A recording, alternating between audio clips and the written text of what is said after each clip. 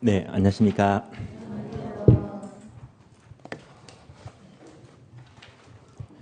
자, 오늘 교재는요, 267페이지 볼게요. 267페이지 보시면 목차 4번입니다. 위험과 수익의 측정이에요. 그리고 1번 요거 빠졌죠. 1번 보게 되면 위험과 수익의 측정은요, 괄호 밑줄이 있을 거예요. 평균 분산 결정법이 됩니다. 자, 이 파트를 설명을 드리겠습니다.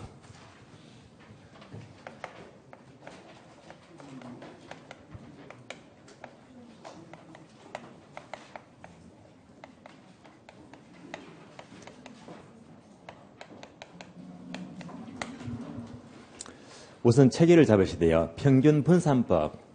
이것을 적용하기가 어려울 때요. 적용이 곤란해요. 이럴 때 두 가지가 필요한데요. 첫 번째가 바로 포트폴리오 분산 투자가 돼요.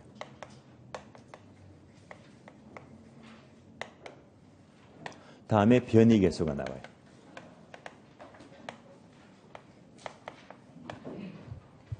그러면 이 세 단어가 전부가 출제가 되고 있어요. 모두 알아야 됩니다. 첫 번째, 평균 분산법은 쉬워요. 자, 평균 하게 되면 얘는 수익을 가리키고요. 분산은 위험을 의미합니다.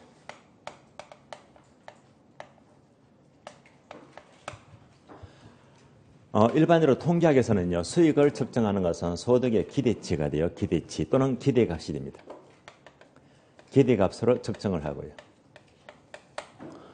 위험은 표준 편차가 돼요.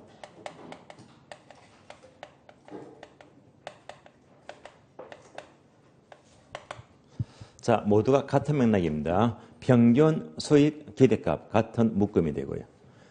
위험, 분산, 표준 편차 같은 맥락으로 보시면 돼요. 그러면 내용은 쉬워요. 예를 들면 자, 투자한 A와 B가 있습니다. 만약 A에 투자한다면 예상되는 수익은 12% 수익이 예상이 되고요. 위험은 4% 잡을게요. B에 투자하면 수익은 12%다. 위험은 6% 잡을게요. 그러고 보니 수익이 똑같아요. 자, 이럴 때는요. 자, A를 선택합니까? B를 선택합니까? 누구나 A를 선택하죠. 다시 말하면 동일한 위험이면 둘 중에서 위험이 작은 A를 누구나 선택합니다. 얘가 바로 평균 분산법이 돼요. 평균 분산법은 이 둘 중에서 어느 한쪽이 반드시 동일해야 됩니다. 수익이 똑같을 때 위험이 작은 쪽, 거꾸로 위험이 똑같으면 수익이 높은 쪽을 선택합니다.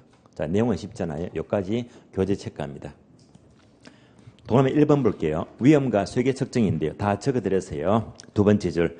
일반적으로 수익을 나타내는 지표로는 수익 밑줄, 소득의 기대치를 기대치 밑줄, 수익은 기대치, 기대값이 되고요. 위험을 나타내는 지표, 위험 밑줄.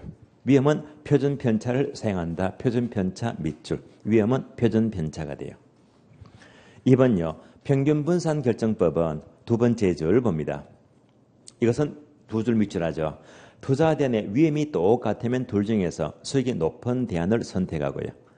수익이 똑같으면 둘 중에서 위험이 낮은 대안을 선택 밑줄.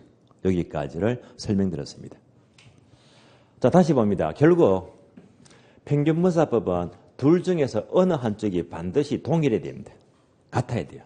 만약 얘가 달라요. 얘도 달라요. 수익도 다르고 위험도 둘 다 다르다면 이 방법을 적용할 수가 없잖아요. 그래서 수익과 위험이 모두가 다를 때 이를 적용할 수가 없을 때 포트폴리오, 분산 투자 또는 변이계수가 필요합니다. 그럼 포트폴리오는요, 이따가 다음 장에서 상세히 봐야 됩니다. 여기서는요, 변이계수만 볼게요. 변이계수가 아래 보시면 박스, 단어가 나와요. 물론 이 변이계수도 출제가 안 되었다면 그냥 넘어가겠는데요. 몇 번 지문 났기 때문에 이해를 하는 게 좋아요. 변이계수는 바로 밑에 공식을 봅니다. 분자, 분모. 자, 분자가 표준 편차 위험을 말해요. 기대 수익률, 수익을 말해요. 그래서 그대로 옮겨서 본다면 분자가 위험이 되고 분모가 수익입니다. 자, 이것도 암기되었죠. 변이계수, 첫자, 끝자 떠올리자. 첫자가 올라가죠. 끝자가 내려가요. 수익 내려와요. 변은 뭐라고 했죠? 똥이다, 그죠? 똥은 위험에 가깝다, 수익에 가깝다, 위험에 가깝다 말입니다. 해서 변이계수 하시면 돼요. 변이계수. 예. 위험 나누기 수익입니다. 그럼 이제 다시 A, B를 연결합니다. 변이계수 구해볼 거예요. A도 구하고 B도 구하자. 결론은요, 누구나 A를 선택한다고 했어요. 자, 불러줄래요? A는 변이계수가 위험 얼마? 4, 수익은요? 12. B는 위험 얼마? 6, 수익은 12. 다 풀었네요. 약분하면 3분의 1이죠. 얼마가 된다? 약 0.33이다. 얘는요, 약분하면 2분의 1이 되고요. 얼마가 된다? 0.5가 돼요. 결론은 누구나 A를 선택한다고 했잖아요. 결론, 변이계수는요, 높은 게 좋은 거다, 낮은 게 좋은 거다? 낮을수록 유리합니다. 변이계수는 낮을수록 유리하다. 변이계수가 낮다는 것은요, 위험이 작다는 말입니다. 결론 나왔습니다. 따라서 동그라미 1번, 2번, 3번이 있죠. 3번 봅니다. 변이계수는 일반적으로 0과 1 사이 값을 가지는데 밑줄입니다. 변이계수는 낮을수록 바람직한 투자안이 됩니다. 유리합니다.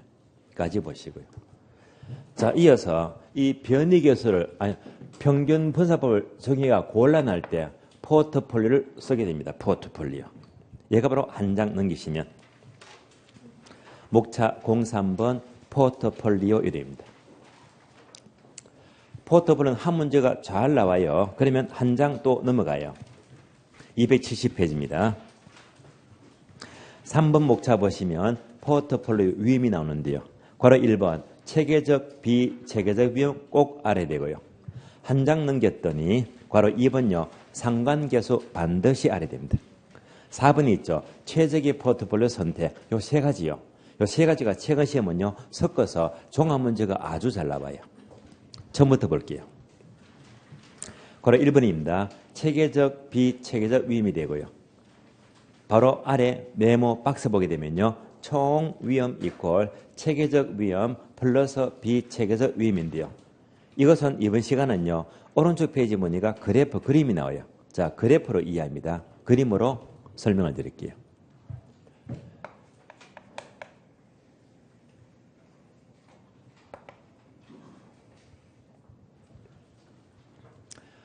세로축은 총 위험이 되고요. 가로축은 구성자산수가 돼요.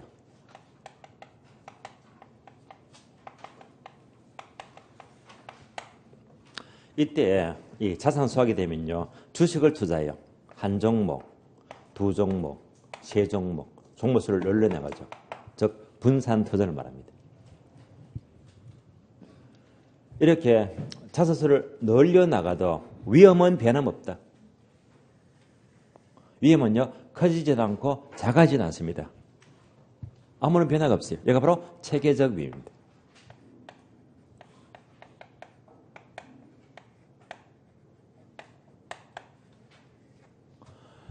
얘가 바로 피할 수 없는 위험이죠.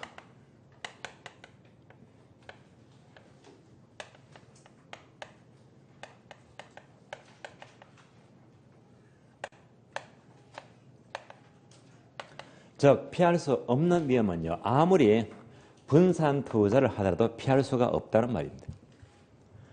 이런 예가 바로 시장의 흐름입니다. 시장 상황입니다.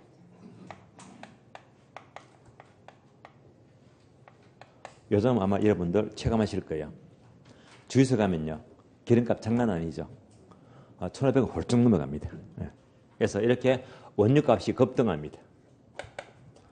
또는 물가가 급등합니다. 또는 금리가 막 올라간대요. 이런 것들은 서울이건 부산이건 제주도건 누구나 피할 수가 없잖아요. 이런 것들은 분산 투자도 소용이 없다는 말입니다. 따라서 이것이 어떻게 연결되느냐. 세 번째. 우리가 지난주 공부했던 바로 요구 수익률입니다.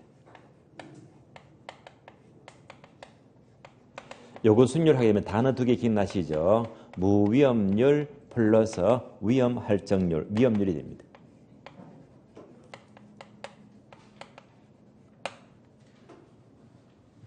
그래서 위험과 수익은 비례관계죠. 위험이 높을수록 더 높은 수익을 요구합니다.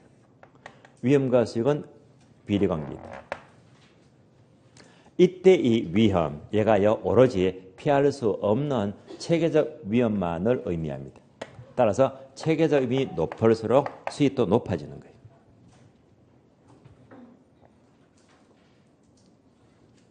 이제 자, 위험이 이렇게 점점 줄어들어요.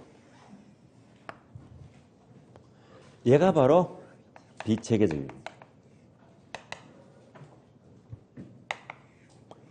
얘는 첫 번째 피할 수 있는 위험이죠. 피할 수가 있는 위험입니다.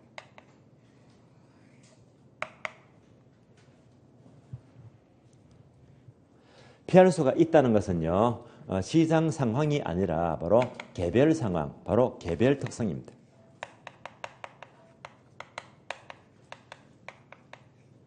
자, 주식을 여러 종목 분산 투자하는데요. 예를 들면 어느 회사가 파업을 해요. 노사분기죠. 파업하게 되면 주가가 떨어집니다. 그런 주식은 피할 수가 있잖아요. 요즘 어느 항공사가요. 갑질을 많이 하죠. 난리 났잖아요. 주가 내려가죠. 그런 것도 얼마든지 피할 수가 있잖아요. 이런 것들은 분산 투자 통해서 얼마든지 피할 수가 있다는 말입니다. 이것이 바로 세 번째 포트폴리오의 목적입니다.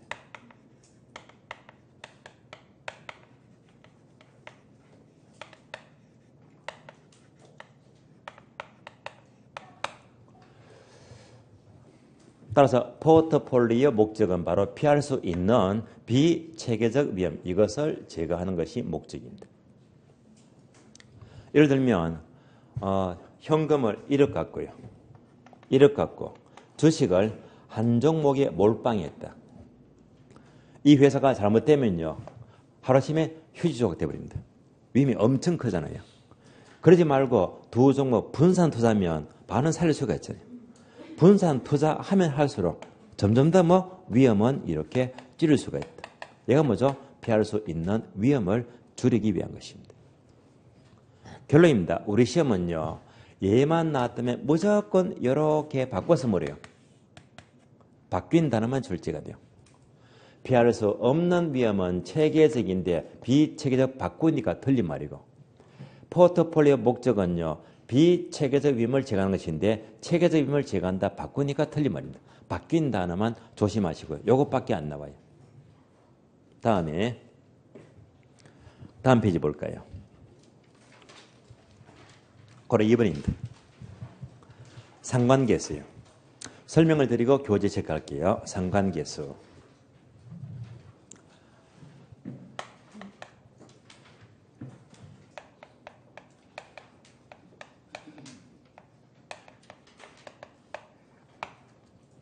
상관계수는 수익률이 움직이는 방향을 말해요. 수익률 방향입니다.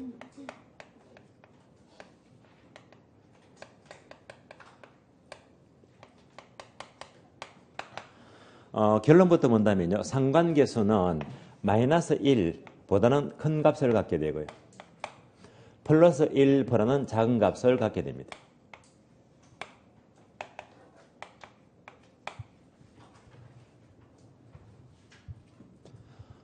그러면 이때 마이너스가 뭐냐?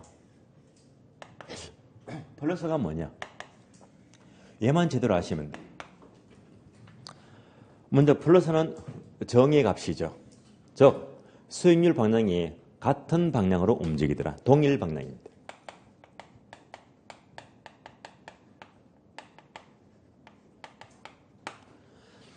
반면에 마이너스는요. 서로 반대 방향 또는 다른 방향입니다. 수익률이 다른 방향으로 움직입니다.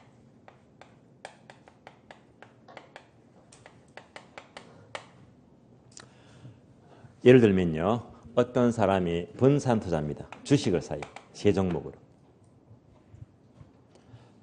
자, 처음에 건설주를 사요. 현대건설, 현건이가 돼요. 두 번째 SK건설을 사요. 대우건설을 사요. 모두가 건설주 종목이죠. 건설주는 항상 어떻게? 서로 같이 움직이죠. 오를 때 다 같이 올라가더라. 내릴 때 다 같이 내려갑니다. 이런 분산 투자는 하나만 합니다. 따라서 이렇게 투자하면요. 분산 투자 효과는 커집니까? 작아집니까? 작아지죠. 그래서 분산 효과는 작다. 작아집니다.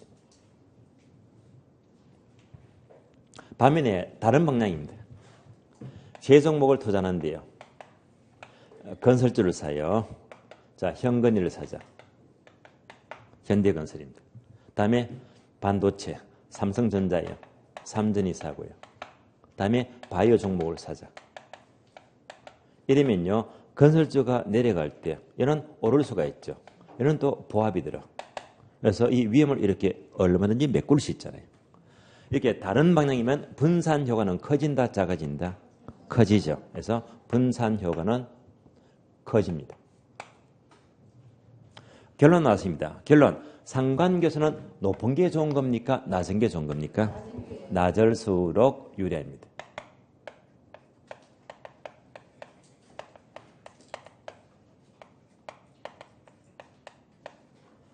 반복해서 본다면요. 수익률 방향이 동일 방향이 좋다? 다른 방향이 좋다? 다른 방향이죠. 그럼 우리 시험은 출제원들이 동일한 방향, 다른 방향 이런 단어가 전혀 안 나옵니다. 단어를 바꿔서 버려요. 결국 동일한 방향과 다른 말로 유사한 추세, 상이한 추세입니까? 유사한입니까? 상이한입니까? 유사한. 이 단어가 나와요. 그래서 동일 단어를 안 쓰고 유사한 방향, 유사한 추세라고 버려요. 다른 방향은요. 유사한입니까? 상이한입니까? 상이한이죠. 따라서 우리 시험은요. 항상 유사한 추세 또는 상이한 추세다. 이렇게 단어를 표현합니다.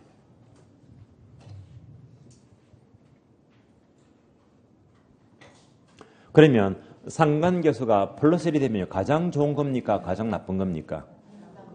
가장 나쁜 거죠. 이럴 때는 어떻게 되느냐? 분산 효과는 전혀 없어요. 분산 효과는 전혀 없다.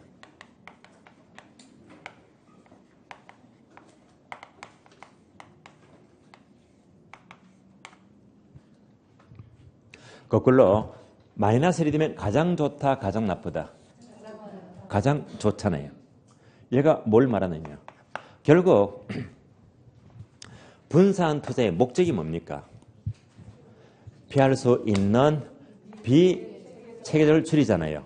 이것을 줄여서 어디까지? 0까지 줄이자. 그래서 비체계적이 0이 됩니다. 비체계적 위험을 0으로 줄이자. 그러면 마이너스 1이 되는 거예요. 여기까지를 확인하시고 교재 봅니다. 동남이 2번 볼게요. 포트폴리오 수익률이 동일 방향으로 움직이면 동일 방향 밑줄 다 적어드렸어요. 상관계수는 플러스 값을 가진다. 플러스 값 밑줄. 위험은 분산 효과는 작아진다. 분산 효과 작다. 밑줄 하시고요. 반면에 수익률이 서로 반대 방향이면 반대 방향 밑줄. 세 번째 줄 상관계수는 마이너스 값을 가진다. 마이너스 값 밑줄. 이럴 때 분산 효과는 크다. 밑줄 하시고요. 다 적어드렸잖아요. 동남의 3번요. 상관계수는 마이너스 1에서 플러스 1 사이 값을 가지는데 즉 상관계수가 플러스 1인 투자이면 플러스 1 동그라미. 이들은 가장 나쁘다고 했죠. 한 줄 내려가서 분산 효과는 전혀 없다. 밑줄. 그리고 상관계수가 마이너스 1이면 마이너스 1 동그라미. 한 줄 내려가서 밑줄입니다. 비체계적 위험을 0으로 줄일 수 있다. 밑줄 하시고요. 4번요. 결론적으로 자 분산 투자에서 밑줄입니다. 상관계수는 작을수록 분산 효과는 커지게 되고 더욱더 좋은 포트폴리오 대상이 됩니다. 까지 보시고요. 다음에 4번 내려가요. 최적의 포트폴리오 선택입니다. 그리고 1번 보시면요. 최적 포트폴리오 선택은 한 줄 그대로 출제가 돼요. 자, 밑줄입니다. 최적의 포트폴리오 선택은 효율적 전선과 무차별 곡선이 접하는 점에서 결정이 된대요. 접하는 동그라미. 접하는 점이지 교차 X죠. 교차하는 점은 틀린 말입니다. 접하는 점을 말해요. 자, 그러면 효율적 선선은요. 괄호 2번이죠. 그다음에 괄호 3번이 무차별 곡선인데요. 얘는요. 여러분들이 그래프로 이해하시면 돼요. 아래 그래프가 나옵니다.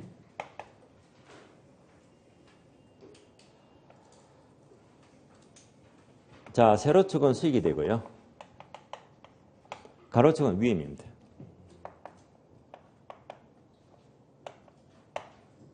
그러면 자, 이 그림 기억나시죠? 제가 이렇게 수평선 껐습니다.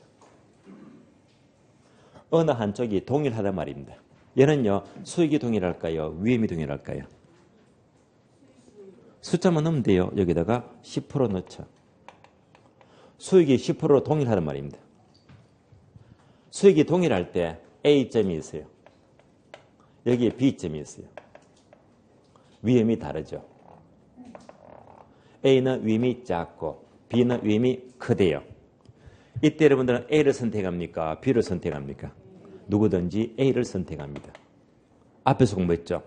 어느 한쪽이 동일할 때 위험이 작은 쪽은 뭐라고 부른다? 평균 분산법이죠. A점은 바로 평균 분산법을 말합니다.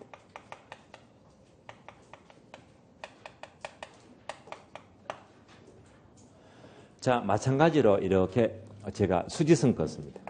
수익이 동일하다, 위험이 동일하다? 위험이 동일하다. 여기다 5% 넣을게요. 위험이 5%로 동일합니다. 이럴 때 A점과 C점이 있어요.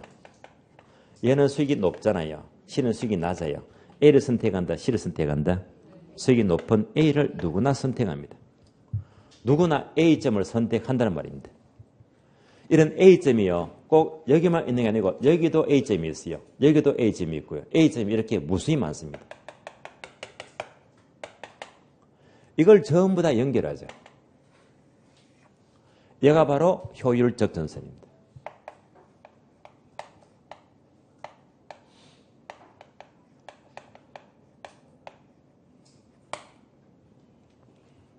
따라서 효율적 전선은 바로 A와 같은 점들을 모두 연결한 곡선이니까 바로 평균 분산법이 됩니다.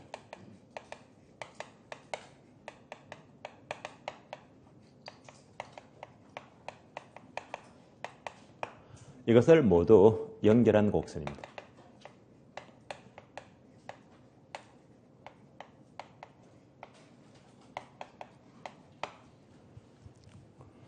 자, 그래프가 우상향이다, 우하향이다.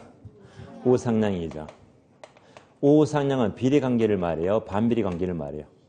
비례관계죠. 그러니까 자, 위험이 얘가 이만큼 커질수록 수익도 이만큼 커진대요. 바로 위험이 높을수록 수익도 높아진대요.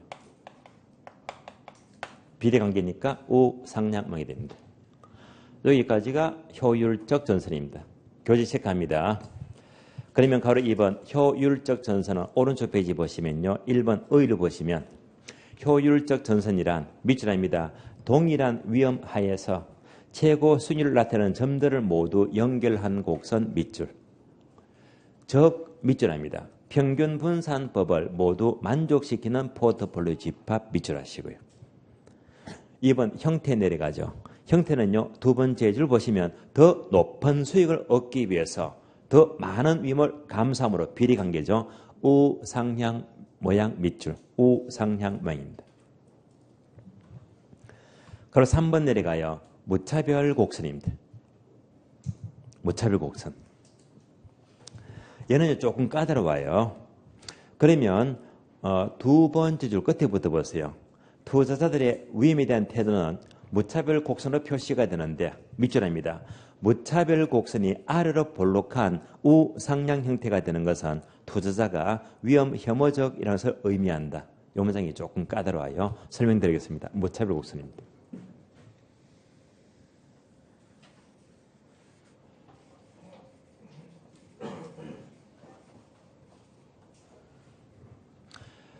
자, 얘가 무차별 곡선입니다.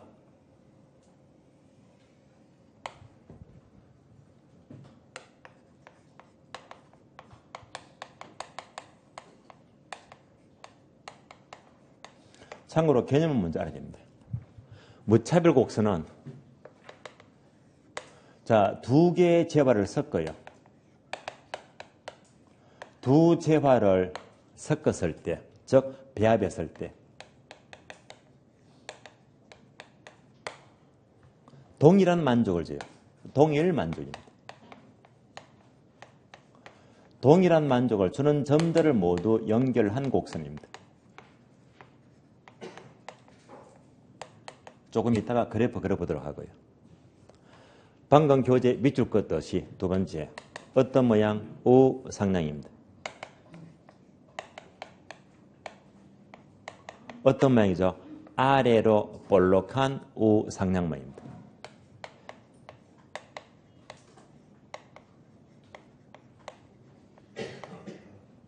이것이 무엇을 의미한다? 위험 혐오적 또는 위험 회피형입니다. 위험 회피형 모양입니다.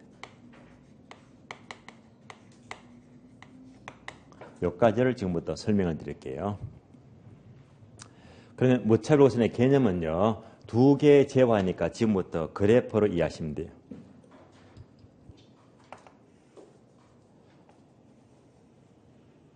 자, 두 개 재화니까 얘는요, 호떡이 되고요. 얘는 오뎅이 돼요. 지난 과정 제가 이런 예를 들었잖아요. 부산에서 강의할 적에 좀 오래됐습니다만은 그 당시에 서면에서요. 호떡과 오뎅을 얼마? 1,000원에 3개 하더라. 2,000원에 몇 개를 먹어요? 6개 먹죠. 자, 그래서 이제 2,000원짜리 무차별 곡선을 그려보자는 말입니다. 자, 2,000원 갖고 호떡과 오뎅을 6개 먹을 수가 있어요. 그래서 하나, 둘, 셋, 넷, 다섯, 여섯. 얘도 하나, 둘, 셋, 넷, 다섯, 6개입니다. 6과 6을 이어주면 돼요. 얘가 바로 무차별 곡선, IC 곡선입니다. 무차별 곡선입니다. 이 말은 뭐냐면요. 자, 2,000원 갖고요. 오뎅을 3개 먹으면 호떡을 몇 개 먹어요?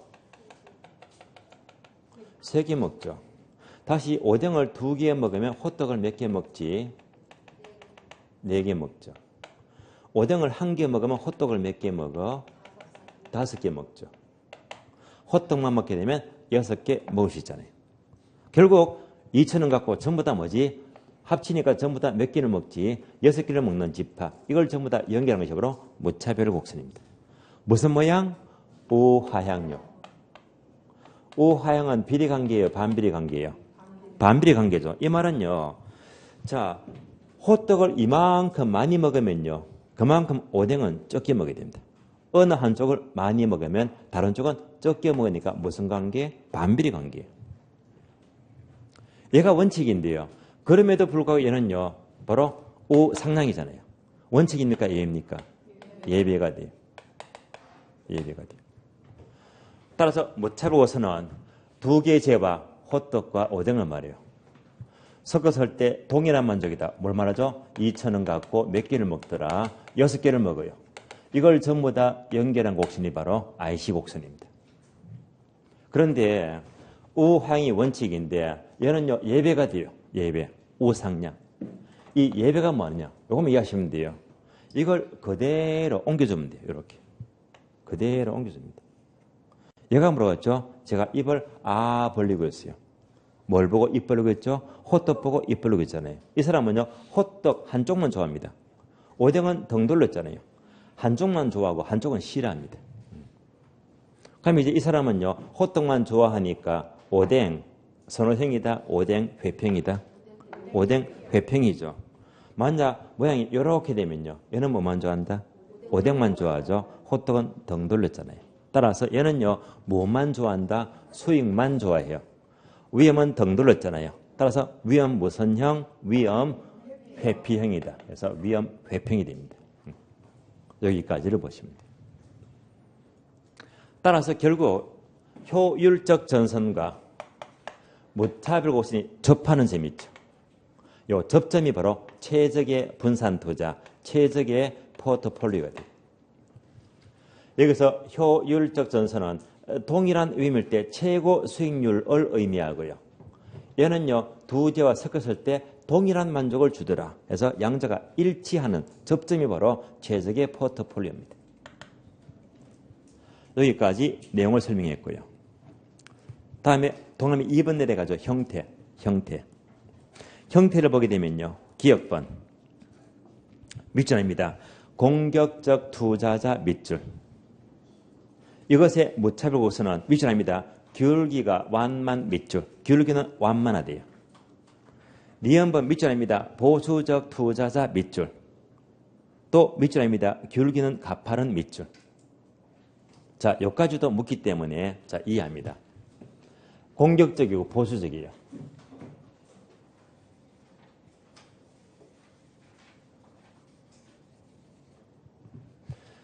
자, 투자자 갑이 있고 을이 있어요. 얘가 갑이, 얘는 을입니다.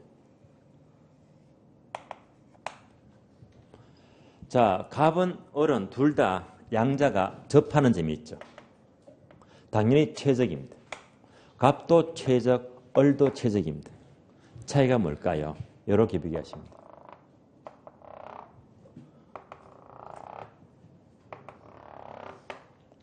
위험과 수익의 크기가 다르잖아요. 을은요, 고수익과 고위험입니다. 갑은요, 저수익과 저위험입니다. 크기가 다르잖아요. 반복합니다. 을은요, 고수익과 고위험이니까 얘가요, 공격적이다, 보수적이다? 공격적이죠.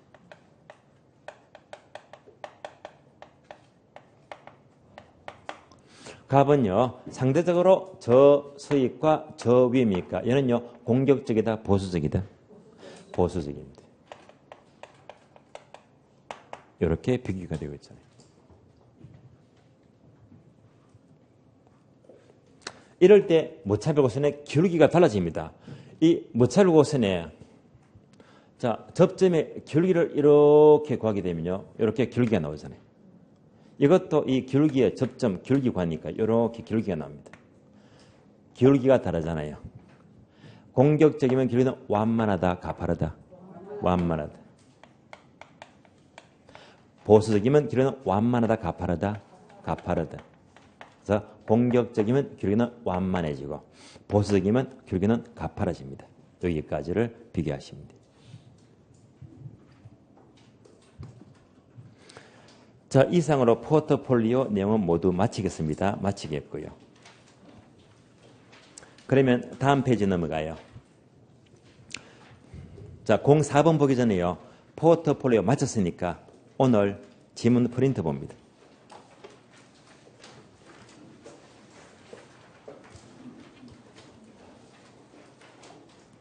문제 1번요. 자, 투자의 포트폴리오에 대한 설명이다. 옳은 것을 고르시오. 지문이 총 8개 지문이 나와요. 8개. 얘가 거의가 기출문장입니다. 이걸 전부 다 5개 뽑아내면 종합문제가 돼요. 1번, 2번, 3번 묶어주고요. 체계적, 비체계적 위임이 되고 4번, 5번, 6번 3개 묶어주고 바로 상관계수를 물어요. 7번, 8번 묶어주고 최적 포트폴리오입니다. 하나씩 볼게요. 1번요. 최선의 포트폴리오를 선택한다는 것은 분산 투자를 함으로써 피할 수 있는 비체계적 위험을 제거한다. OX. 맞죠? O입니다. 2번요. 경기 변동, 인플레이션, 이전류 변화에 의해서 야기되는 시장 위험은 피할 수 있는 겁니까? 없는 겁니까? 없는 거죠. 그러면 체계적이에요? 비체계적이에요? 체계적 맞죠? O입니다. 3번요. 포트폴리오 분산 투자를 통해서 비체계적 위험은 줄일 수가 있지만 체계적 위험은 줄일 수가 없다. OX. 맞는 말이죠? O입니다. 4번부터가 상관계수죠. 자, 투자 대안별 수익률 변동. 칠판 뭘까요? 수익률 방향, 즉 수익률 변동. 얘가 바로 상관계수를 말이에요. 따라서 상관계수가 유사한 추세를 볼 것으로 예측되는 분산의 분산 투자가 좋다. OX. 틀렸죠? 뭐가 틀렸다? 유사한 추세가 아니고 상이한 추세. 따라서 우리의 기출 문장은요. 동일한 방향이 안 나오고 유사한 추세, 상이한 추세 이렇게 묻잖아요. 틀렸습니다. X가 돼요. 5번요. 포트폴리오에 포함된 개별 자산의 수익률 간 상관계수가 마이너스 1이면 분산 투자 효과는 없다. 어떻게 틀렸죠? 분산 효과가 없다는 것은 마이너스 1이 아니고 플러스 1로 고쳐야겠죠? 플러스 1, X입니다. 6번요. 포트폴리오 구성 자산의 수익률 분포가 완전한 음의 상관관계, 즉 마이너스 1에 있을 경우에는 자산 구성 비율을 조정하면 체계적 위험을 0까지 줄인다. OX. O. 속았죠? 해본 볼까요? 마이너스 1이면 뭘 줄이지? 비체계적 위험을 0으로 줄인대요. B자가 빠졌어요. 체계적 0 아니고요. 비체계적 위험을 0까지 줄입니다. X가 돼요. 7번요. 효율적 프론티어는 평균 분산법에 의해서 동일한 위험에서 최고 수익률을 나타내는 포트폴리오를 선택하여 연결한 곡선이다. 당연히 맞는 말이죠. O입니다. 8번요. 임의 투자안에 대한 최적 투자는 무차별 곡선과 효율적 프론티어의 교차점의 투자안이다. X죠. 교차점이 아니고 접점, 접하는 점이죠. 접점을 말이요. X입니다. 자, 문제 모두 보았고요. 다음에 교재 볼게요. 교재는요. 274페이지 목차 04번 투자 분석을 위한 수학적 기초가 돼요. 이 파트도 그동안에 문제가 12번 나왔거든요. 일단 10번 넘어가면요. 전부 다 A급이에요. 아주 중요합니다. 그럼 이 파트가 바로 화폐 시간 가치를 의미하고요. 미래 가치와 현재 가치를 말이에요. 여기서 두 장 더 넘겨볼게요. 278페이지입니다. 그리고 3번 나오죠. 화폐 시간가치 요약. 요걸 집중해야 됩니다. 표만 집중하시면 돼요. 지금부터 표를 설명을 드리겠습니다.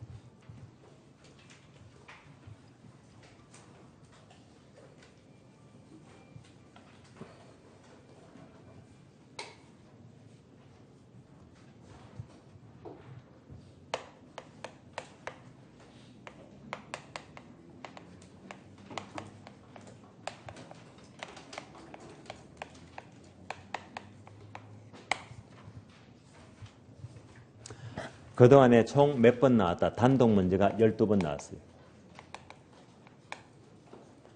얘는요, 계산 문제가 많을까요? 이론 문제가 많을까요?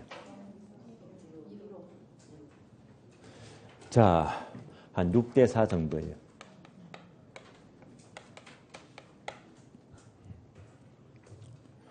물론 이론 문제가 많아요. 계산 문제보다요. 근데 분명한 점은요. 이제 지금 어려면요. 역전되고 있습니다. 이제 최근 시험은요. 계속 계산 문제를 집중 많이 묻더라. 앞으로는 계산 문제가 대세가 돼요. 계산 문제. 그러면 표를 보게 되면 개수가 6개 나와요. 6개. 자, 처음에 일시불 내과 개수죠. 옮겨서 봅니다. 처음에 일시불 내과 개수다.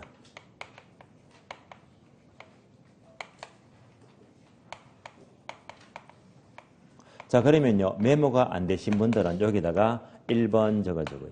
계속 숫자만 쭉 붙여야 됩니다. 다음에 2번 적어주고요. 일시불의 현가계수입니다.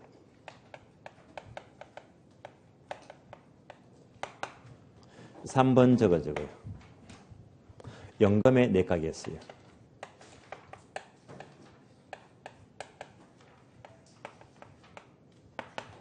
4번 적어주고 감채의 기근계수가 돼요.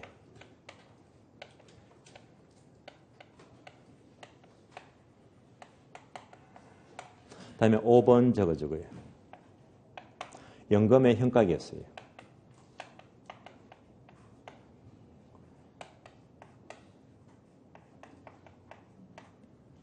다음에 6번 적어주고요. 저당 상수가 돼요.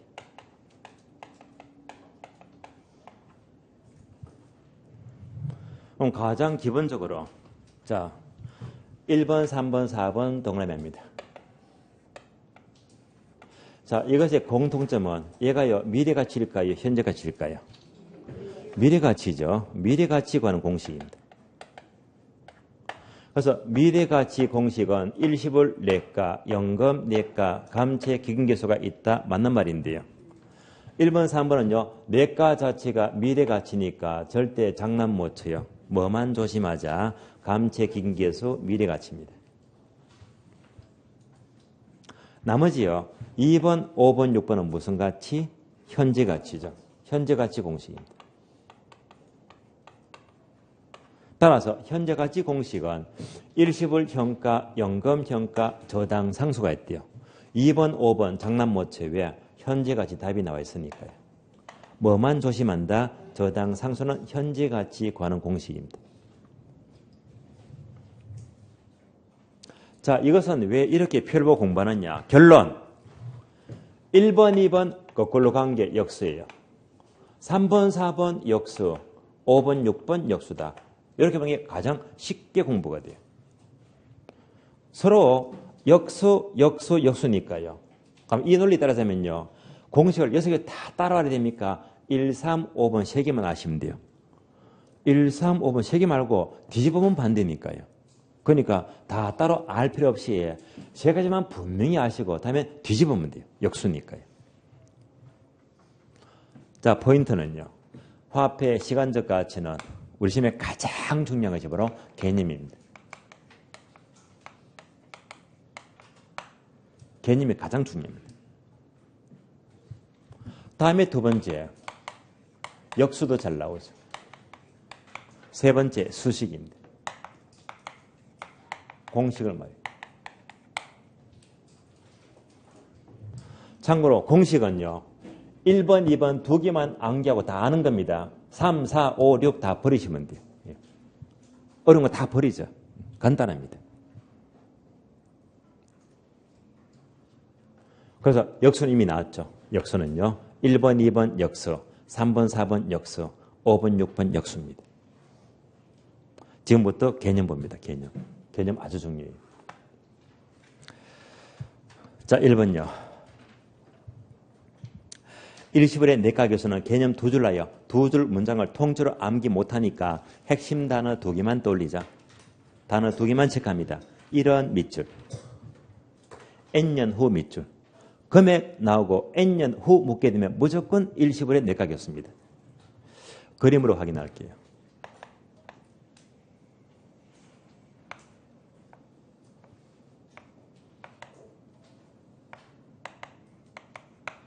자, 기간 5년 잡아요. 일시불이죠. 어떤 사람이 현재 일시불로 은행에 돈 많은 예금합니다. 그러면 5년 후면 얼마가 될까요? 바로 일시불의 미래가치죠. 금액 5년 후, N년 후 나왔잖아요. 이때 이자는요, 한 8% 잡을게요.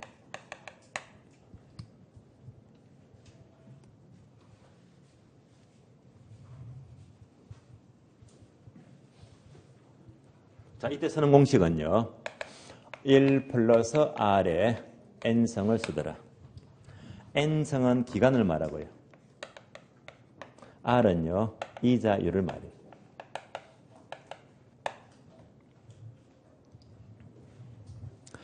계산할까요? 금액 곱하기 공식 대입입니다. 금액 만원. 공식 대입이에요. 이자가 몇 프로? 8%, 0.08. 몇 성? 5성. 얘만 탁 나왔다. 바로 계산해야 됩니다. 왜? 요런 비슷한 문제가요. 작년에 나왔으니까. 지금은요, 작년부터 5년을 팍팍 주잖아요. 요거 계산하면요, 뭐죠? 1.08의 5성이죠.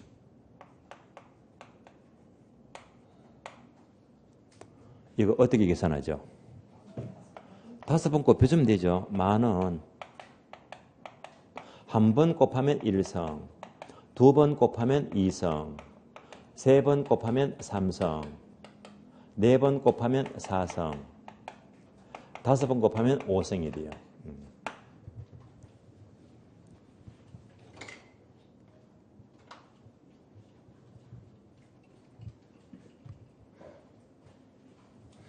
이러면 저랑 사인이 맞아야 되는데. 저 가만히 있잖아요. 예. 요걸 해줘야죠, 요거를요. 예. 예. 소리가 별로 안 들려요. 예. 예. 예. 그래서 이럴 때, 지금요, 늘 계산기 들고 다니면서요, 수저만 나왔다. 그냥 수저만 딱 보이면 그대로 막 두드려줘요. 예. 두드려주세요, 그냥. 예. 그러면 14,693원 납니다. 따라서 현재 만원이 이자가 8%면 5년 후 얼마가 된다? 14,693원입니다. 그러면 이 공식이 우리 시험 계산 문제에서 어떻게 연결이 될까요? 까지도 생각해야 됩니다. 그러면 지난주 일요일날 계산 특강이 있잖아요. 많이 들었습니다. 그래서 그 특강은 결정적입니다. 굉장히 중요합니다. 합격이 결정적입니다. 그럼 이제 그 특강 이제 여러분들 매일 풀고 있죠? 왜 웃으세요? 매일 풀어야 됩니다. 정말로요. 그럼 이제 이 특강에서 이제 계산 문제가 다 어떻게 나왔느냐 연결합니다. 그러면 이제 자꾸 푸시면요. 얘만 딱 나왔다. 어떤 영이 팍 떨어집니다. 얘가 딱 떨어야 됩니다. 주로 얘가 어디서 나오더라? 감정평가 3방식에서 원가법입니다. 원가법에서 제주달 원가예요.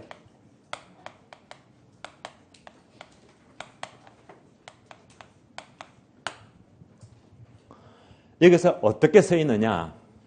주로 제주달 원가는요. 준공 시점입니까? 기준 시점입니까? 기준 시점이지. 따라서 항상 기준 시점입니다.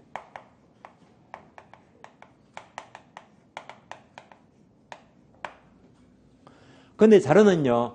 이때 자료를 안 주고 항상 2년 전 지었다, 20년 전 지었다, 준공 시점을 주는 거예요. 이럴 때 얘를요. 이렇게 고쳐야 됩니다. 얘가 뭐죠? 일시불의 내가계수. 이렇게 나온단 말입니다. 상세한 예는요. 쉬었다가 다음 시간에 이어서 계속 볼게요. 쉬겠습니다. 예.